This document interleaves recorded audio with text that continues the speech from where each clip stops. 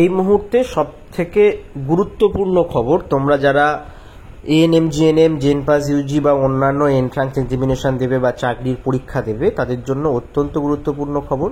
ভিডিওটি অনেক রাতেই আসছে, তবুও ভিডিওটি দেখার চেষ্টা করো। যে কেসটা নিয়ে এতদিন পর্যন্ত আমরা একটা দোটানায় ছিলাম যে কবে পরীক্ষা হবে, আদৌ পরীক্ষা হবে কিনা, তো সেই সমস্ত সব কিছুই কিন্তু ক্লিয়ার হয়ে গেছে। আমি যেমনটি তোমাদের অন্যান্য ভিডিওতে বলেছিলাম যে কখনোই মেরিটের ভিত্তিতে হবে না, দেরি হলেও তোমাদের কিন্তু পরীক্ষা হবে।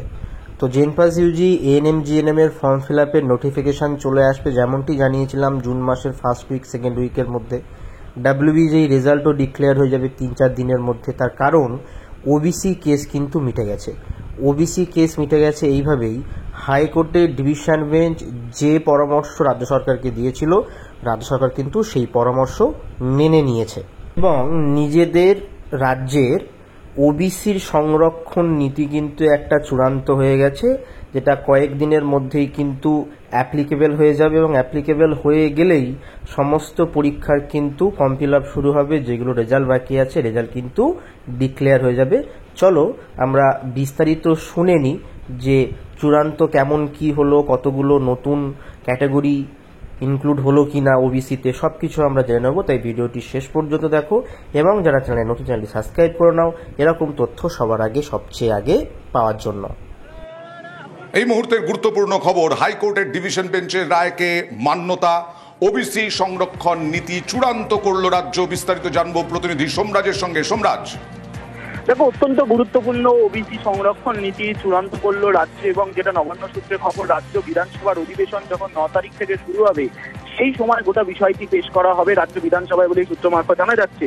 আজ রাজ্য মন্ত্রিসভার বৈঠকে তা অনুমোদন দিয়েছে এবং যেটা সূত্র মারফত জানা যাচ্ছে, এই যে ওবিসি সংরক্ষণ নীতিতে হাইকোর্টের ডিভিশন বেঞ্চের যে রায় ছিল সেই রায়কেই বা সেই অবজারভেশনকেই মান্যতা দিল রাজ্য। ওবিসি সংরক্ষণ 7 থেকে বাড়িয়ে 17% করলো রাজ্য। যেটা আরো জানা যাচ্ছে, মোট 140টি জাতিকে ওবিসি সংরক্ষণ তালিকায় অন্তর্ভুক্ত করা হয়েছে। এর মধ্যে 76টি জাতিকে নতুন করে অন্তর্ভুক্ত করা হয়েছে সমীক্ষার ভিত্তিতে। তুমি জানো ওবিসি সমীক্ষা চলছিল গোটা রাজ্য জুড়ে এবং সেই সমীক্ষার ভিত্তিতে 76টি জাতিকে নতুন করে অন্তর্ভুক্ত করা হয়েছে। আর আগে থাকা যে 66টি জাতি ছিল তার মধ্যে 2টি বাদে বাকি 64টিকে রাখা হয়েছে। অর্থাৎ মোট 140টি জাতিকে ওবিসি তালিকায় অন্তর্ভুক্ত করার সিদ্ধান্ত নেওয়া হয়েছে। আর যে 2টি জাতির কথা বলছিলাম তা নিয়ে পুনরায় সমীক্ষা চালানো হচ্ছে। আজ রাজ্য মন্ত্রিসভার বৈঠকে সিদ্ধান্ত অনুমোদন করা হয়েছে বলেই নবান্ন সূত্রে জানা যাচ্ছে। তো তোমরা যেমনটি বিস্তারিত শুনলে যে 9 তারিখে এই প্রস্তাবটা কিন্তু বিধানসভায় পাশ করা হবে। তো 9 তারিখের পরেই কিন্তু তোমাদের কাছে সমস্ত সিনারিও কিন্তু ঠিকঠাক হয়ে যাবে। 9 তারিখের আগে নোটিফিকেশান ইস্যু হতে পারে বা 9 তারিখের পর নোটিফিকেশান ইস্যু হয়েই সঙ্গে সঙ্গে কিন্তু ফর্ম ফিল আপ শুরু হতে পারে। আর যদি 9 তারিখের আগে নোটিফিকেশান ইস্যু হয় তাহলে কিন্তু 9 তারিখ থেকেও ফর্ম ফিল আপ শুরু হয়ে যেতে পারে। আজকের ভিডিওটি এই পর্যন্ত। যারা চ্যানেলটি সাবস্ক্রাইব করে দাও, বেল বাটনটি বাজিয়ে দাও এবং ভিডিওটি প্রচুর পরিমাণে অ্যাসপিরেন্টদের সাথে শেয়ার করে নাও।